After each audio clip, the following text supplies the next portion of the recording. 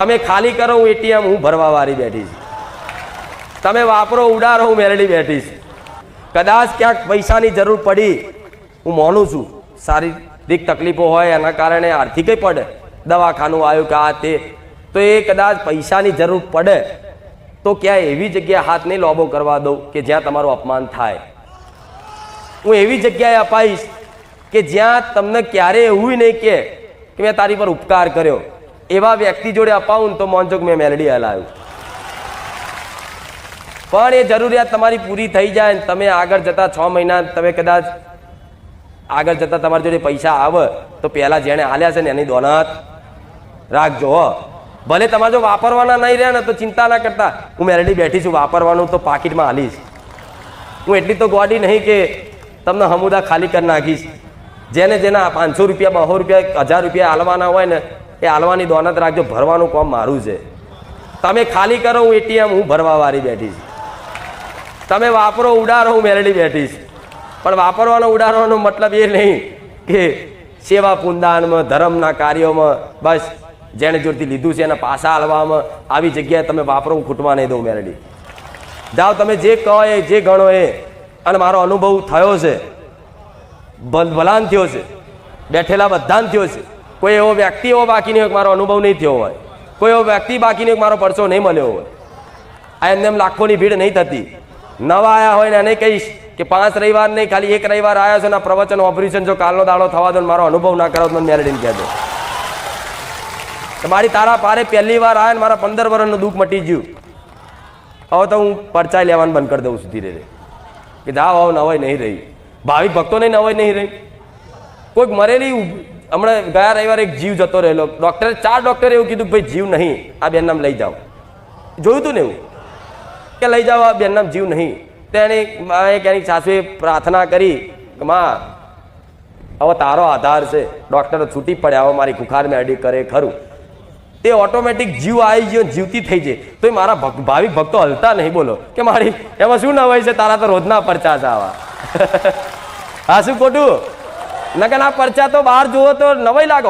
મરેલા ઉભા થયા, ઓહો આટલો મોટો પરચો. પણ મારા ભાવિક ભક્તો તો મારા ભક્તિમાં રંગાયેલા છે ને આવતા જતા રહેશે ને, એટલે મારા પૂરો અનુભવ છે કે આનાથી કોઈ વાત અશક્ય, કોઈ જગતની વાત અશક્ય આ નથી જ. એમાં હું નહીં કહેતી, તમારો અનુભવ બોલે છે. હું કહું તો મારું મોટાપણું લાગે ને, માતાજી મોટી મોટી વાતો કરે છે. પણ નહીં, મોટી મોટી વાતો નહીં કરતી, મોટી મોટી વાતો પૂરી કરાવીને બતાવું છું. બરોબર? સાક્ષાત છું.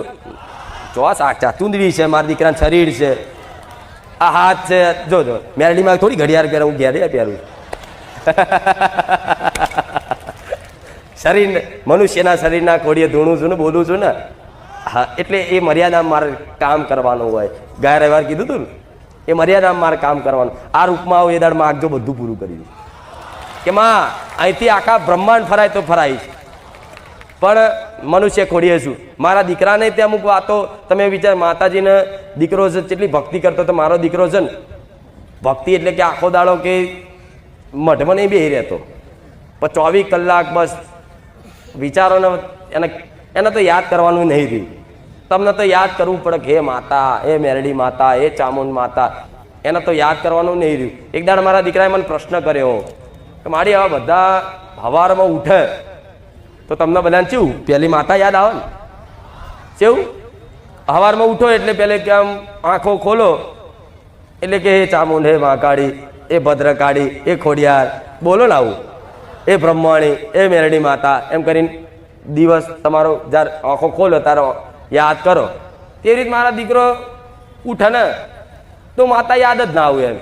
તો એક દાડ મને પ્રશ્ન કર્યો એણે, મારી આ આખું જગત કે મને મોટો ભગત કહે છે કે તું આટલું, તમે તો આટલી મોટી ભક્તિ કરી, તું મને યાદ કેમ નહીં આવતી હવારમાં? બે માતા એવું કીધું કે દીકરા જે દૂર હોય ને એને યાદ કરવી પડે. હું તારા શરીરમાં તારા હૃદયમાં બેઠી ચમ યાદ આવો? મારા દીકરા કે હા હવે હાચું. હાચું ખોટું?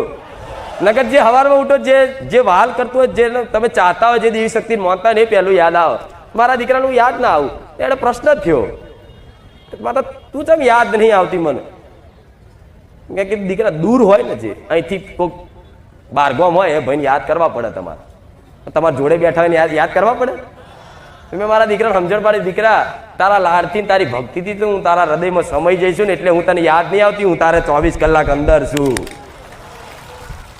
હા શું ખોટું? આવા વાત જેને સમજણ પડે ઠીક છે, ને રોમ રોમ.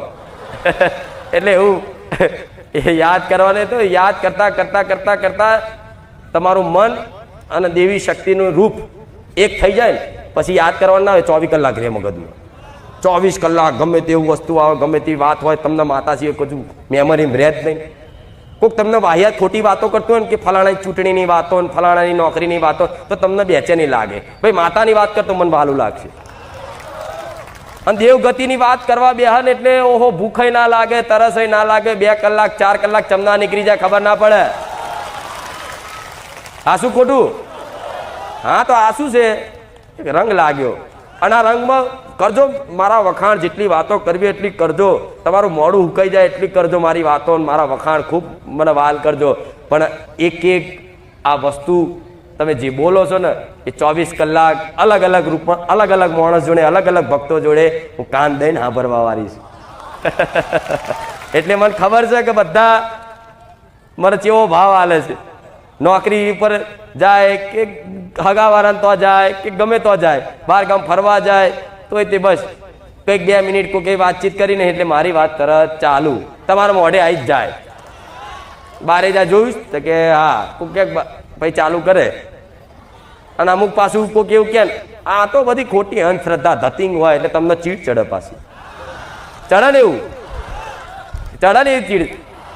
તો આને શું કહેવું? તેવા જો લમણા નહીં લેવાના આપણે. બહુ એવું કહેતા હોય ને જે કે આ તો બધા નાટક છે, ધતિંગ છે ને આ તો બધું પૈસા કમાવાનો ધંધો કર્યો હોય આમ તો બધું કહેતા હોય, તો તમારે છે ને ત્યાં બહેસ નહીં કરવાની. અહીંયાથી ચૂપ મૌન થઈ જવાનું. અરે ભાઈ તું તારી શ્રદ્ધા તારી જગ્યાએ, તો અમારી શ્રદ્ધાનો ઠેસ ના પહોંચાડીશ ને વાપરવાની એ વાત છોડીને નીકળી જવાનું. જો મારી વાતમાં ઇન્ટરેસ્ટ હોય ને, તમારી વાતમાં અને દેવી શક્તિની વાતમાં જે માણસને ઇન્ટરેસ્ટ હોય ને એની જોડે વાત કરજો, સારું લાગશે. એટલે કોઈને ગમે ના ગમે પણ તમારે એવી જગ્યા વાત કરો જો તમારી વાતની કદર હોય, તમારી વાત કોઈ સાંભળતું હોય એવી જગ્યાએ મારી વાતની શરૂઆત કરવી અને વાત કરવી. નહીં તો ચૂપ રહો. કામની જ વાત, બીજી કોઈ વાત નહીં. ઘરના જોડે તે કામની જ વાત, બીજી કોઈ વાહિયાત વાત જ નહીં. ઘરના ના મોને મારી વાતનો ઇન્ટરેસ્ટ ના ધરાવતા તે એમની જોડે માથા ના પસાડતો. નહીં સમજણ પડે, આ બધાની વાતો નહીં સમજણ પડે. શું કીધું? કંઈ થાકશો ને તો એક ના બે નહીં થાય. કોઈ છાપ પડશે તો તમારે શું કરવાનું? ચૂપ રહેવાનું. કામ પૂરતી વાત કે આ લાવવાનું પેલું લાવવાનું છે કે કોઈ ઘરમાં પ્રસંગ આવ્યો, અવસર આવ્યો, એની કોઈ ચર્ચા કરવાની, સામાજિક પારિવારિક ચર્ચા હોય એ કરવાની. પણ મારી ચર્ચામાં એમને ઇન્વોલ્વ કરશો, એમને એની રીતે રહેવા દો જેમ કરે એમ. કદાચ તમારી વાત રેણી કેણી પાડવાનું શીખવાડો, ના મોને ના પાડે ને તો એ પરાણે કહી અને શાસનમાં લઈ અને તમે પરાણે કોઈને પડાવવાનું કરશો, મારી પર છોડી દેજો કે માતા તું સુધાર હું સુધાર દઈશ. પણ તમે આમાં ના થશો ને કે તમે દુઃખી થશો, તમારી આત્માને ઠેસ પહોંચશે અને તમને જો દુઃખ લાગીને તો મને મેલેડી સહન નહીં થાય. અમે વાળાના ભૂક્કા કાઢ નાખી. ભાઈ તમારો બાપ હશે તોય નહીં જોવું, તમારી મમ્મી હશે તોય નહીં જોવું, તમારો ભાઈ હશે તોય નહીં જોવું. જો મારા કોઈ ભાવિક ભક્તને ખાલી આમથી તે આત્માને ઠેસ પહોંચે એવી વાત કરી એટલે તરત મારો બકરો લઈને આવીશ. અને આવતા ને આવતા કદાચ એના બકરાનું ગોથું મારીને ના હેઠો પાડો મને એમ કહેતો ચમ હું તમને વાલ કરું છું, તમને પ્રેમ કરું છું. એટલે મારા ભક્તને કોઈ બોલી જાય, મને બોલી જાય એ મને પોહાય, પણ મારા ભક્તને કોઈ બોલી જાય મને મેળડીને પોહાતું. આખું જગત મારા વિશે નિંદા કરે, મારી ખોટી વાતો કરે, જે બોલે બધું મને સ્વીકાર છે, પણ મારા ભક્તને કદાચ કોઈ આંગળી કરીને ઠેસ ના પહોંચાડતા, નકર મારા જેવી ભૂડી જગતમાં કોઈ નહીં થાય. આવી હું રામબારી ખુખાર મેલડી છું. એટલે આ ધોન તમારે રાખવું. અને ક્યાંક ઝઘડો થઈ જાય નોકરી ધંધા પર, ક્યાંક બાજી જાઓ, કોઈના વાતથી કોઈની વાણીથી તમને દુઃખ લાગી જાય તો મને ના સંભાળતા. દીકરીઓને ખાસ, દીકરાઓને ખાસ મને ના સંભાળતા. સમ મને નહીં સહન થતું. તમે કહી દો છો ને કે જોજે બીજે દાડો ના થાય બોલે છોલેલું મળે. અને અનુભવ છે અનુભવ તમારા ઘરનાનો હશે. જો દેરવાણી બોલી જાય કે આડું અવરું, જેઠવાણી બોલી જાય કે આડું અવરું, હારું હાહુ અવરી બોલી જાય અને કદાચ થોડો જીવ ભરીને મોઢેથી કદાચ મારું નામ નીકળ્યું તો હાહુ બીજે દાડ બીમાર જ મળે. પણ એ નહીં સારું. ચમ નહીં સારું? ચમ નહીં સારું? તમે મને યાદ કરશો ને સંભાળશો તો હું તો જઈશ, મારું કાર્ય કરી લઈશ, પણ પાછી સેવા તો એમની તમારે જ કરવી પડશે ને, બેહવું તો તમારે એમની જોડે જ પડશે ને.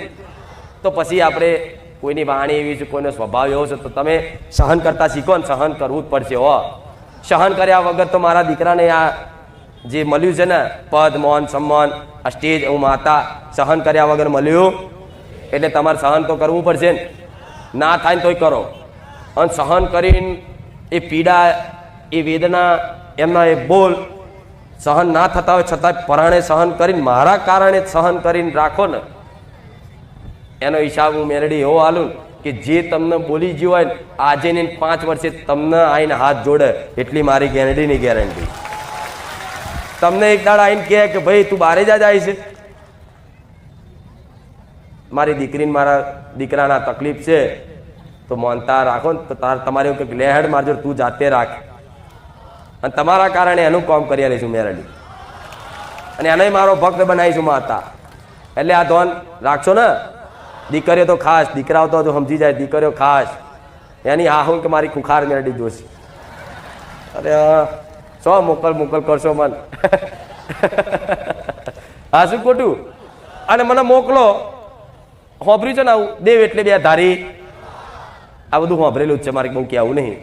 ઓમય વાગે ને ઓમય વાગે, લટકતી તરવાર હોય એમ 2 ધારી, ઓમ ફેરવો તો આ બાજુ વાગે ને પેલી બાજુ વાગે. 2 ધારી તલવારનો મતલબ શું? તમે ક્યાંક તમને કોઈ બોલી ગયું, દુઃખ લાગ્યું, અને તમે મને માતાને સંભાળી અને કે જોજે મારી ખુખાર મેરડી અને જોજે, અને એવી રીતે કરીને કદાચ ઓગરી કરો એટલે હોમેવાળાને ઓગરી કરતા હું ચોંટી જાઉં, હું એ માતા.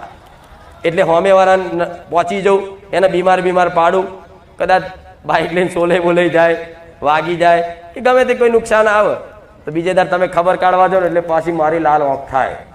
સોની મોની એક તો મને પાછી મોકલે છે, અને પાછી તું ખબર પૂછવા દે એક ચમનું છે, ઊભી રહે, હવે એ એક બાજુ રહ્યો, હવે તારો વાળો. થાય કે નહીં? એનું નામ શું કહેવાય? 2 ધાલી તલવાર. ઓમે વેરતી જાય તો તમારે વેરાવું છે. હા, તો આ બધે જોન તો સંભાળવાનું બંધ કરી દેજો. મન માતા નહીં, કોઈ પણ માતા નહીં સંભાળવી, તમારી કુળદેવીને નહીં સંભાળવી, તમારી ઘરની મેલડીને નહીં સંભાળવી જોઈએ.